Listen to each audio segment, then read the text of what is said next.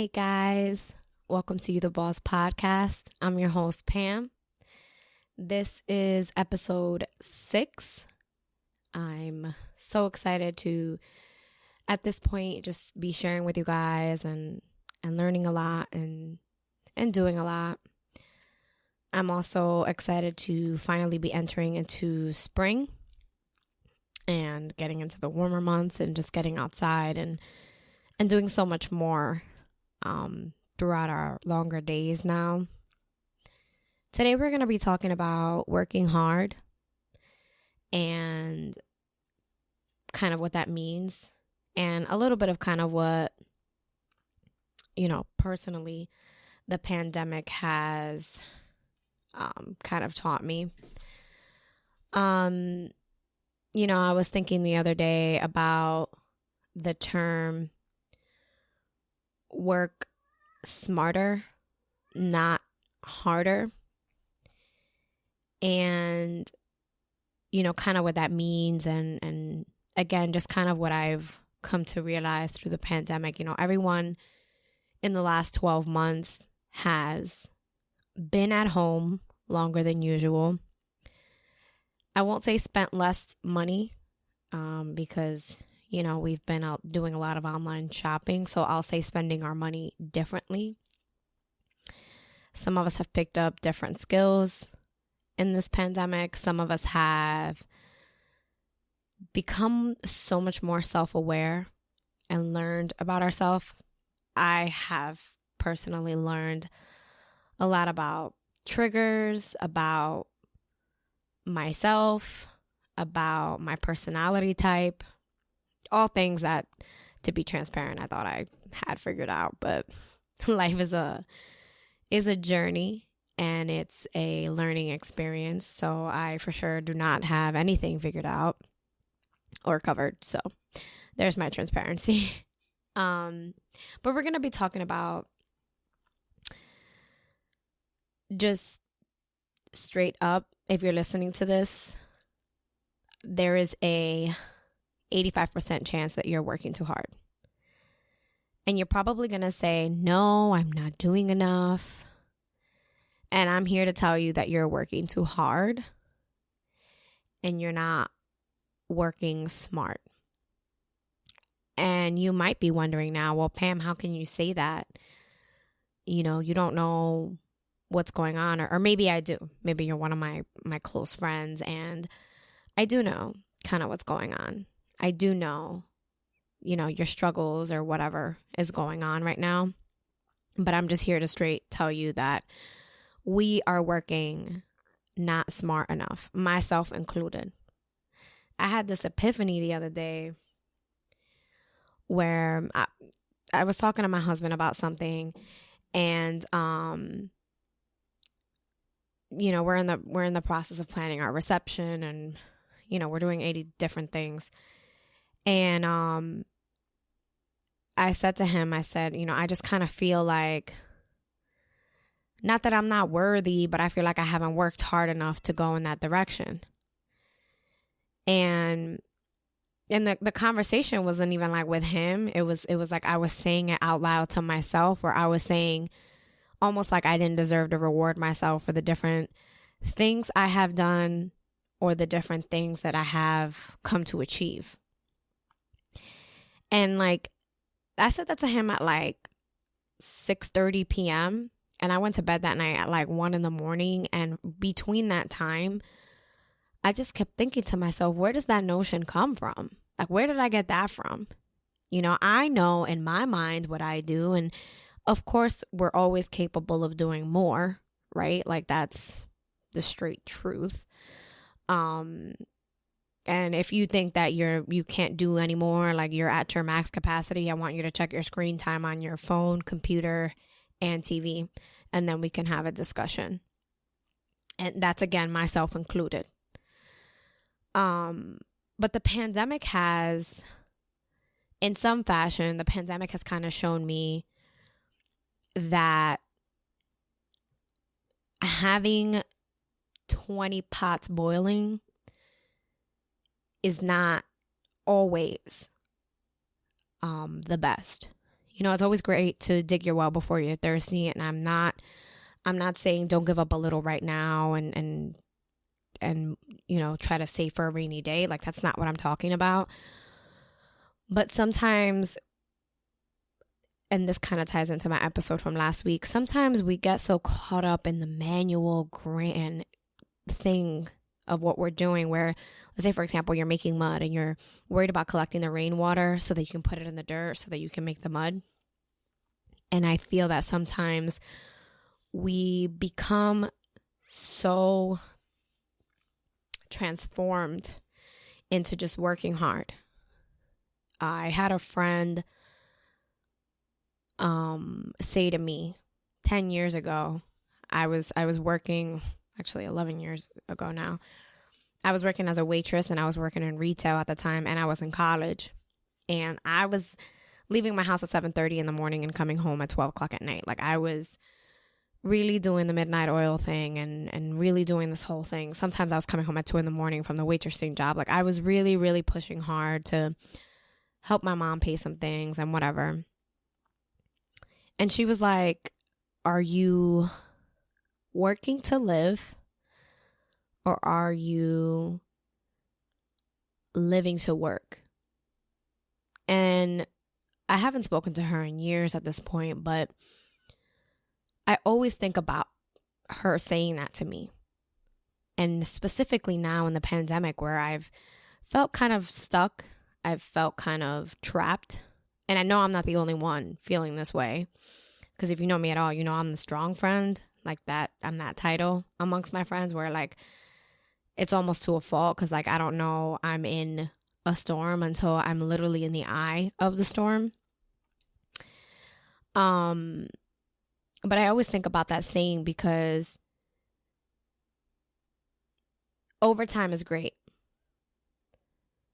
Overtime is great when you're single or when you don't have kids and you're in this short period of time where you have to pay something or you have to purchase something to kind of continue pushing through your daily life.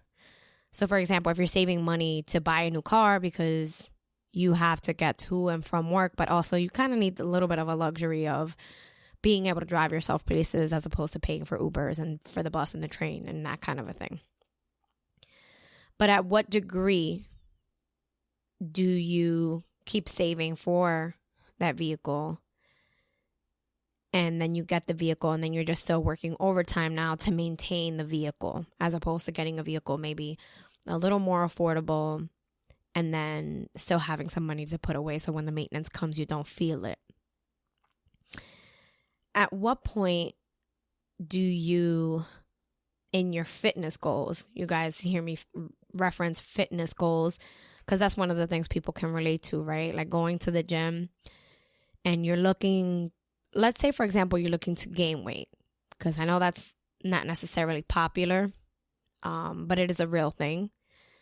And you're looking to gain a little bit of weight because you want to fill your hips out. Or let's make this a little less gender specific when it comes to hips, and let's just talk about our arms. You don't want your arms to be flabby, so you're gonna have some biceps, right? And now you're like, well, I have to go to bed at 10 because I need to be at the gym at 5:30 so that I can get to work at 7, et cetera, et cetera, et cetera. But now you're giving up time with maybe a sick parent. Or maybe you're giving up time with your parent in general. They don't have to be sick. Maybe you aren't seeing your friends as much because now you're going to bed earlier and you're not really making time for those relationships. Now you're working hard towards this thing and you're not temporarily giving up. You're kind of like tarnishing some things that are really precious to you. Going a little bit further, going a little bit more into specifics, you're looking to lose a couple of pounds and you lost 5 pounds this week. And you don't reward yourself. You say, I should have lost 10. I shouldn't have eaten this. And you talk down to yourself. And Now the next week you don't lose any weight, and now you're really in the dumps, and now you didn't reward yourself. Now you're hurting your hard work.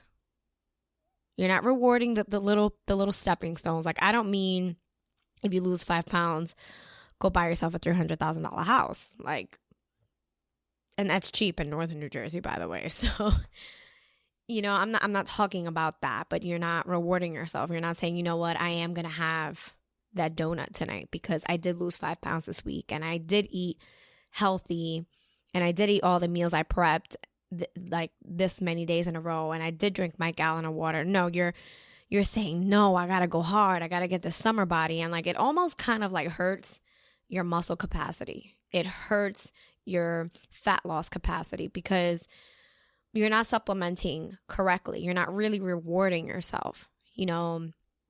I can say it in the concept of like, you're trying to drive the car on E as many miles as you can go. And that actually hurts the engine. And it also hurts your trip time. And it also hurts the car in general. And ultimately your pockets, right? So we're working so hard and we're putting so much time in, especially now, now we're working from home. So it's like, oh, no problem. I'll work overtime because I'm home. I'll work overtime because I'm home. And then it's like, yeah, but what about your significant other when they come home? And I know you're listening to this like, well, I don't have anybody here. I'm here living by myself. I don't have a significant other, or I just have my dog. And transparently, I'm here to tell you that, like, okay, other than that couple of extra dollars on a paycheck, what is overtime doing for you? What's it doing for your relationship? What's it doing for, those close relationships, not even just romantic, your friends? All this overtime and all this work. Again, it's okay temporarily. It's okay to say, I'm exhausted and I've been exhausted for 3 months, but, come May, I'll have achieved this, and like, it's done. You have a deadline. And I think that we get so caught up in this work hard, gotta work hard. And like, I come from being a child of immigrants that are from the baby boomer generation. So my parents came here, one with not a completed 8th grade education, and I think my dad might have had a 5th or 6th grade education, maybe. And all they knew was pay everything in cash and work hard. If you're not at work, you're home sleeping. And it was a great example for me to see how hard my parents worked to give us what they could give us. But other than going to DR in the summertime, I never went on vacation. And my parents partially didn't know the language, so there were things that they were like unfamiliar with, but they just wouldn't travel. They wouldn't take road trips. Their road trips were to Brooklyn when I had an aunt who lived in Brooklyn. Like, that was the extent of that. And I think we went to West Orange or East Orange a couple of times because we had like extended family there. But they worked so hard. They worked so hard to give their children a better way of life. And I'm not by any means knocking that or regretting that, because my parents made me who I am. But my dad didn't reward himself. My dad, he worked for 30 years at a factory, and there wasn't a lot of reward for him because after he retired, I think he died like 7 years after he retired. He worked more.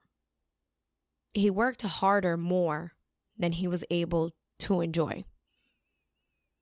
And if you know anything about me, I'm crazy about both of my parents, and I always bring that up, and I always say that because, again, my father was human, but my father was a man of honor. He was such a hard worker. Everyone knew that about my dad. My dad was the super in the building that we lived in until I was 17. He worked overnight, and then he would come home at 7 o'clock in the morning and take out the garbage and clean the hallways. And, when I got older, I took pride in being like, hey, Dad, let me clean and let me be cool. But my father did that for 15 years before I was old enough to care.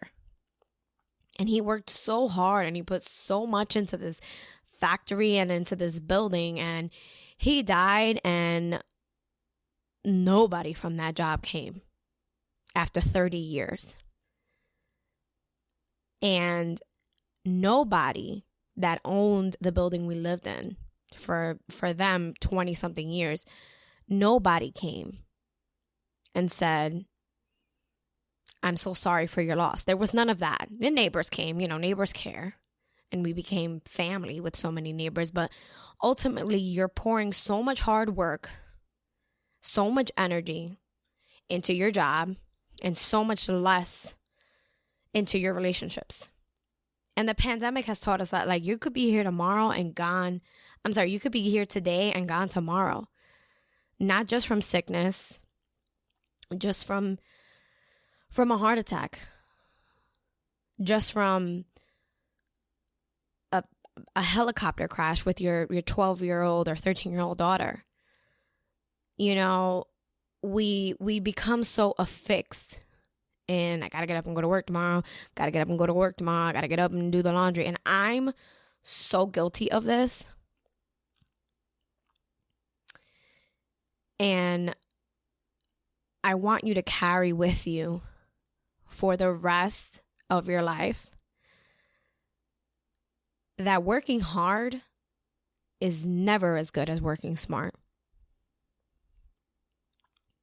Working hard is not a badge of honor when working smart is so much more valuable.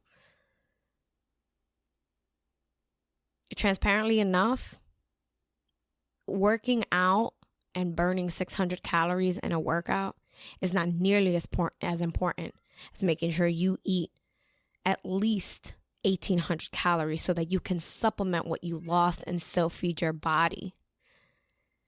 It is not nearly as important for you to go to the doctor and get blood work every year if you do not eat a healthy diet and take your vitamins and drink water every day, not just for the summer, not just seasonally. Take care of your body smartly. Yes, if you're a woman, you will at some point get pregnant or your metabolism will slow down and you'll gain some weight. Weight is okay. Here to tell it to you. Men too. But are you healthy? Can you go up a flight of stairs without huffing and puffing? Are you working smart on your body? Not just trying to binge diet and binge workout and then eat pizza and wings all the time. I've never been a fan of hearing the story of your metabolism will catch up to you. Yeah, it will. But I'm more concerned with your blood pressure and your diabetes than I am in any type of way with how much grease is in your food or how much salt isn't in your food. And I'm more concerned with how you're taking care of you than I am with how many hours you're working. Because in case you didn't know, in this pandemic,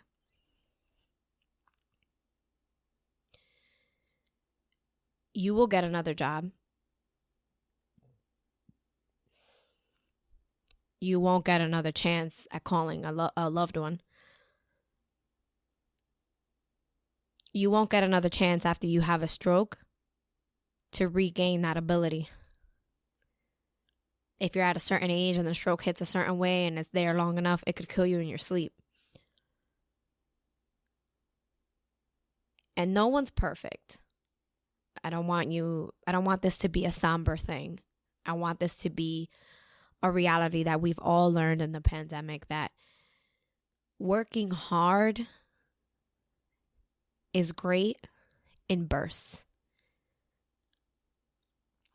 In closing, I want you to know that being strong is also knowing when to rest. Being a hard worker means knowing when you need a chance to heal. Being strong, being a hard worker,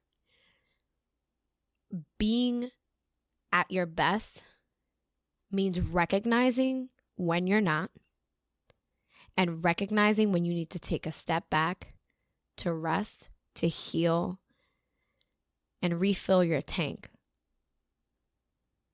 Because work will be there tomorrow. The person that you're not calling on the other end of the phone might not be. The trips get paid for from the overtime. I'm with you. But at what extent are you working hard to go on a trip that you're so exhausted that you barely enjoy because when you get back, you have to go back to work overtime? Rest, heal, recognize that the pandemic may be gone at some point in time, but you still need to work smarter, not harder. Thank you for listening. Come back again next week for another episode of You the Boss podcast.